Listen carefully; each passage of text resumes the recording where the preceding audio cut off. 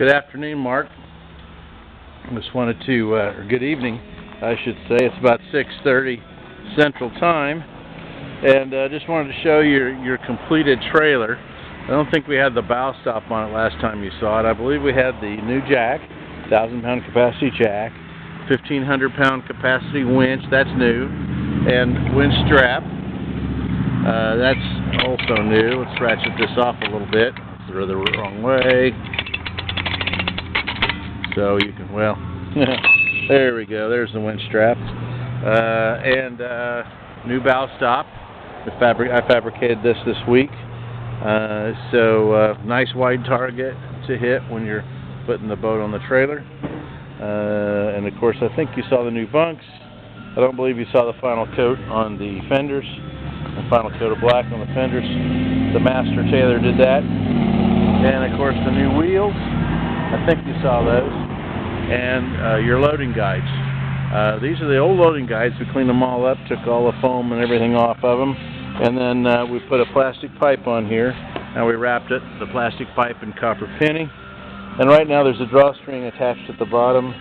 And it's going around a stopper washer. Okay, and when you go to the lake, as long as you haven't got the drawstring tight around the stopper washer, this thing will float up. It'll trap air and float up. And then come back down when you've loaded the boats and help you load your boat. So right now we've got the drawstring tight all the way around the keeper washer as well. And the reason for that is if we had this bottom trapped between the washer and the pipe, it would probably be worn out by the time it gets to Texas. We have your Texas plate on, and we put on a metal license plate bracket. The plastic ones that come with the light kits don't last for more than one trip, and LED lights. So we wanted to show you that.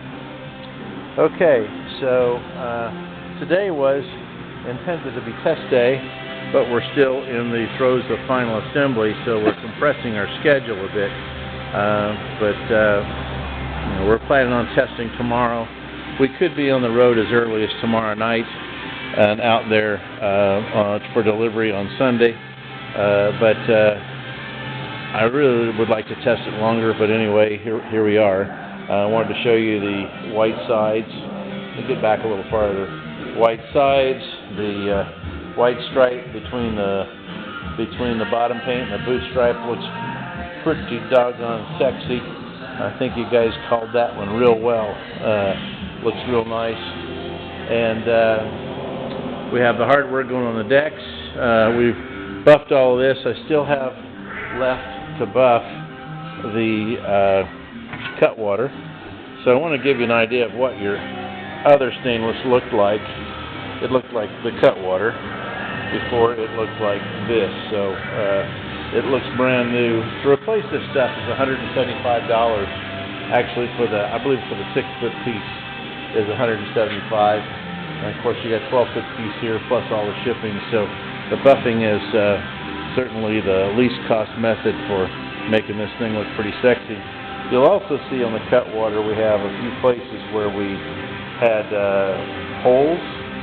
Right here was a place where somebody hit the dock, and we had a few holes down here that have all been welded up, and we'll be cutting those. I'll probably get this guy buffed out tonight before I go home. Let's see. I also wanted to show you the floor. That was the original floor in the boat, and what it did was, the other thing that you're probably interested in is this is the point that we made. This part goes over right here. It cost this piece straight, having it fabbed out of stainless and having it bent was $75. And then I bent it today into this shape and then polished it. So this will go, and of course we'll cut off these points. Oops, we'll cut off these points right here, and that'll go over the very front. Unless, of course, you like it that way. But I know we talked about this, and you wanted this done, so it's ready. Okay, so I wanted to get to the floor. The original floor is right here, and it laid in the boat like you saw in the bow cockpit, and there was actually part of the hull over here coming up at an angle before you got to the copper penny side panels. So what we did is we raised the floor 1.5 inches, and that's your marmoleum on there as well. We raised the floor 1.5 inches so that the copper penny panels would come right down to the floor and not have a curved, see how that's curved right there in this picture, not have that curved portion of the bottom, the inside of the bottom showing. And so that created some other consternation. Our gear shift handle wanted to interfere with the bottom of the dash. We've corrected that. Another thing that you'll notice right here, you see where the through bolts are brought through on these two pieces. I'm in the shadow here. These through bolts, see if I can get one pointed out here. Why am I in the shadow? Okay, I'll point this one out. Alright, that's an extra layer of 1/2 inch plywood. When we were painting the bilge, we detected where it looked like maybe the bottom had hit the back of the trailer. You know, it was maybe being loaded with the trailer not far enough in the water. There was no rot, there was no actual cracks, it just looked, well, it looked weak, and we investigated. We just decided to reinforce that so that if that's ever hit again, there's no chance of any damage. We couldn't find any damage on the outside. It did just look like it was a little bit soft still. I could move it, but we probed it, no rot or anything like that, nothing like that. We've painted the bilge. We didn't paint behind where the copper penny panels go, and by the way, there's one of your panels. And we also made a kick plate. This boat didn't have a kick plate. It had nothing to hide what's going on up in the front, and we hide almost all of that with marmoleum. We've also got a plate that'll go across here. You remember we removed a support here that was, your seat backs came out here for the front seat, making the front seat cockpit very cramped, plus you couldn't lean back. So now we have a piece over on the bench that goes down here, and we'll raise the seat back so that they come just underneath this trim, mahogany trim, and the seat was also raised 1.5 inches so that the relative distance of the seat to the floor is the same. And but what that did is well, it actually didn't do anything. Oh, and here's the piece I was telling you was over on the workbench, but it's not on the workbench. It is, in fact, right here. So, at any rate, we got those. We got that seat modified. We are waiting for, they're coming tonight, the hinges for the hatches. We evidently, well, we're not sure that we lost them.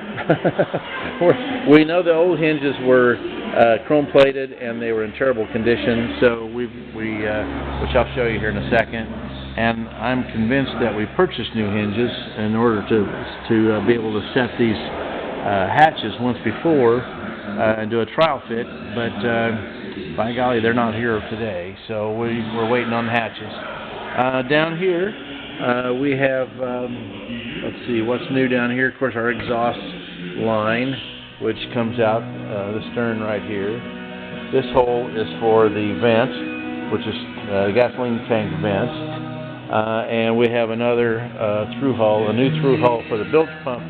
Over on this side, it's a new through hull that's much flashier than the other one. And that's stainless steel, all polished up. And let's see, what else have we got of interest? Oh, over here in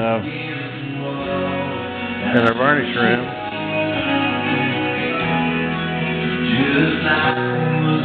we have your refurbished steering wheel, and also the chrome ring for the throttle, and then with the throttle it's also on our chrome table.